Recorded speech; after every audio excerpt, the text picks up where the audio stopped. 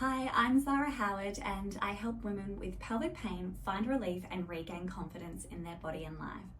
Today I want to talk about the bladder and pain, and this is something I've been meaning to talk about for a really long time because it comes up with a lot of women I treat and see who have pelvic pain.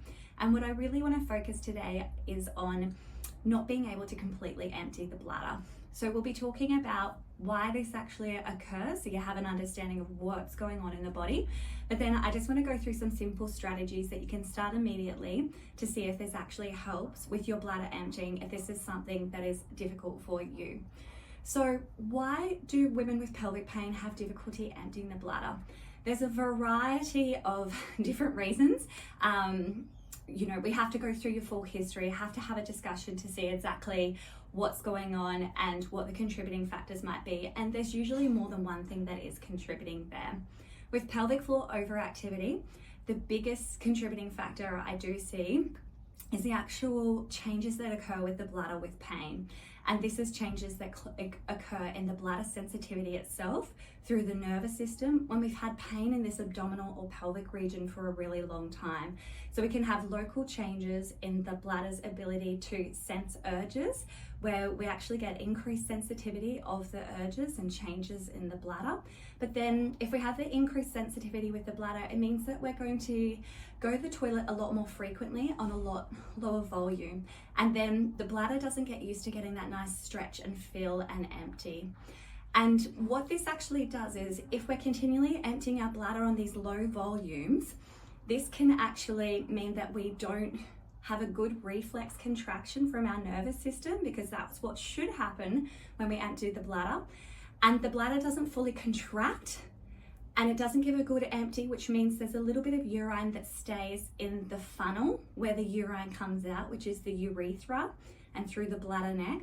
And this can cause even more sensitivity through that area as well. So it kind of becomes this cycle when we've had pelvic pain in the region for a really long time. Other contributing factors that I commonly see is the pelvic floor muscles.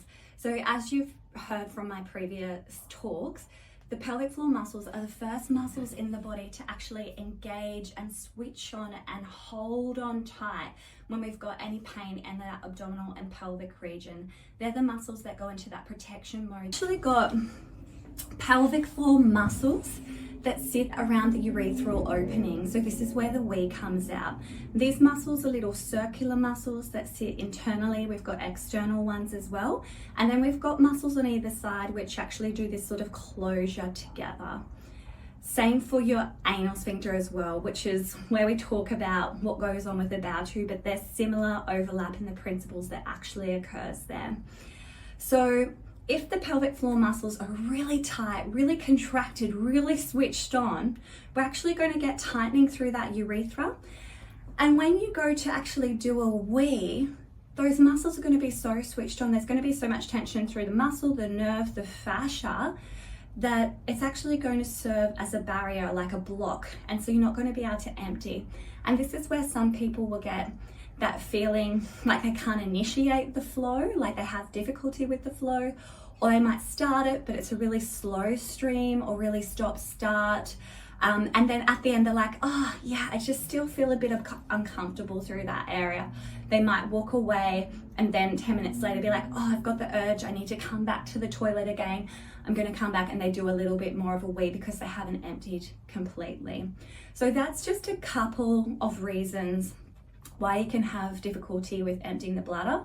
There are other medical reasons as well. So you always want to make sure that you're talking to a medical health professional whenever we have urinary urgency, or if we have urinary urge incontinence, which is leaking with the bladder.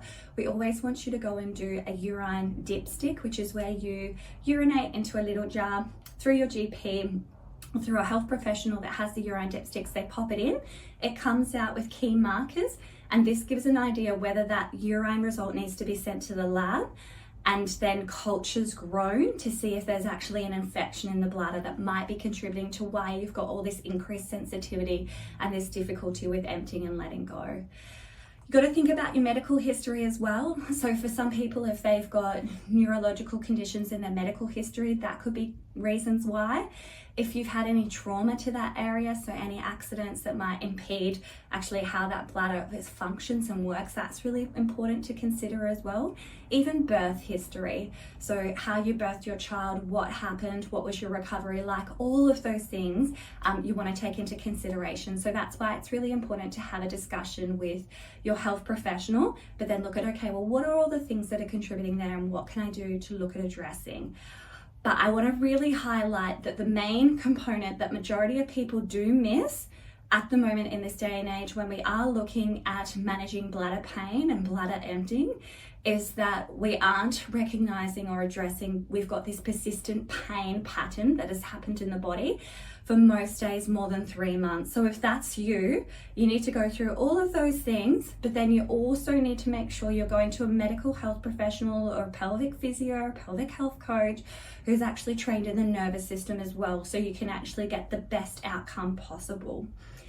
So that's just a little bit of an overview of why we might not be able to empty the bladder. But what I really want to do today is I want to just talk through a couple of simple strategies that you can start straight away.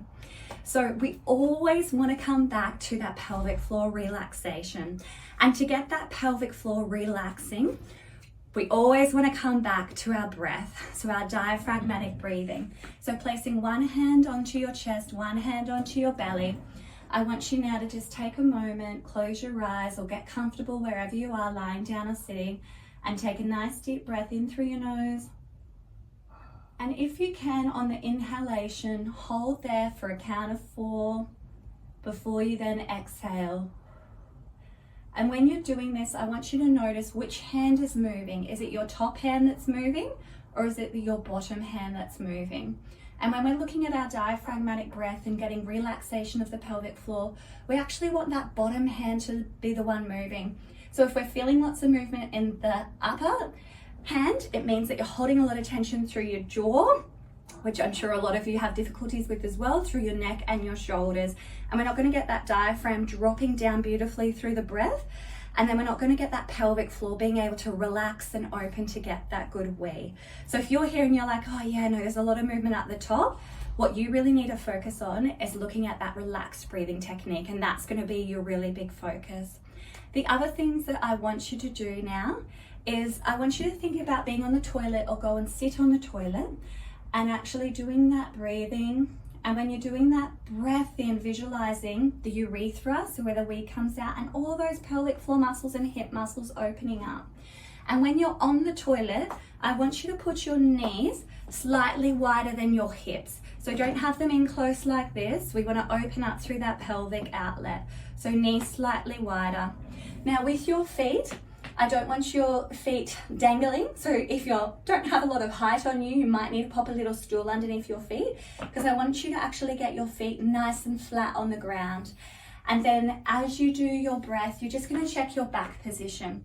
Now, we do often find that going into a little bit of a forward lean position, letting that belly go with that lovely breath, and even just playing with the position of your back is really useful. Having a little bit of like, so not dropping down into like a slumped position, not being too upright, so slightly forward but still keeping that straightening through your back is usually a really good position. Now, if you're somebody who really struggles with emptying of the bladder, there's a couple of extra techniques that you can do in addition to your breathing and your pelvic floor relaxation. And this is actually by doing some light pressure to start with, because if you've got bladder urgency and incomplete emptying, you might just want to get used to just touching that area first, and then through graded exposure be able to build up. So that's something else you want to consider with the interplay of what's going on with your pain. But you can actually start some tapping. So over this region here, if we pop the pelvis here, the bladder actually sits at the front there. So the bladder sits here. And if you find, and you'll be able to find where you feel that sensitivity or that you like bladder urge, if you do some light tapping, and you can just play with like going slow to start with, or you might go a bit faster, or you might go fingertips, or you might go a little bit firmer and flatter with your hands, and actually just seeing, does this actually help wake that bladder up and just get it sort of like that reflex going a little bit more to get that good empty. The other thing you can do is in this position, you can do a gentle pressure inwards. So you're just going to gently draw in, scoop up just a tiny little bit. So in and slightly scoop up. And you're just going to hold that while you do a couple of breaths and just see if that helps empty. Other things you can do is pelvic tilting, so forward and backward roll, or lifting up one leg, or even you might want to have a stand and then actually do like a bit of a, a little bit of a dance, or some circles, or even some marching on the spot, and then sit back down and then go back into your breathing and actually see if that helps. There are other things with pelvic floor muscle contract and relax. It's out of the realm of this video, and you really do need an individualized assessment to be taught that, because you want to make sure that you're doing that technique of the pelvic floor muscle contract and relax correctly. But that also is another really effective strategy. So you can go to your really well-trained pelvic health physiotherapist and you can ask about these things as well. So that's just a little bit of a snapshot there. There is so much more than just that. That's just a couple of things for you to look at. If you do feel like you do lots of really frequent little wheeze, you also want to look at, well, how can I build up gently stretching my bladder to hold a little bit more so that I can actually get that good contraction reflex activation and a really good empty as well. So that's something else that you want to consider, and that's where you can look at a bladder diary as a first point of call to see where you are. So that's been something I've been meaning to talk about for some time. It's something that I commonly see in women with pelvic pain. They do get painful urination or pain after urination, but a lot of the time I do see that women with pelvic pain do have this difficult initiation or difficult emptying of the bladder. So I hope that has been helpful for you today. Please follow and subscribe me on Pelvic Health Ed. Or Zara Howard. YouTube link. I am so dedicated to just empowering women and their bodies, and really if they have pelvic pain, I want them to build up confidence in their body and their life to overcome their pain. And I think it's really important that women have access to information and education and strategies that they can implement straight away, and know that there are loving health professionals that can help. So thanks so much for your time, and yes, look forward to seeing you soon.